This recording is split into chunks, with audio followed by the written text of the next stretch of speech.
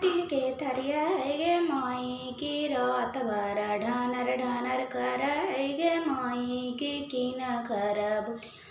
के कटवा है गे माई की रात भरा भोकुर भोकुर गड़ है गे माई की न खरा बोलिया रेगनी के कटवा है गे माई की रात भरा भोकुर भोकुर गड़ है गे माई की न खरा बोलिया रसा गुलवा है गे माई की रात भरा चूसे के मनमा कर है गे माई की न करा बोलिया रसा गुलवा है गे माई की रात भरा चूसे के मनमा कर है गे माई